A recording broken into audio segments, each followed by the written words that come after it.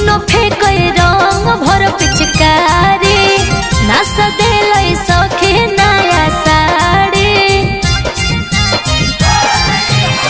दोनों फेंके रंग भर पिचकारी नास देलै सखी नया साड़ी।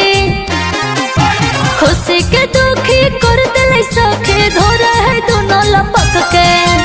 खुशी के दुखी कर देलै सखी धरो है दोनों लपक के। भतार मोर रंग होई पटक के देवरवा रंग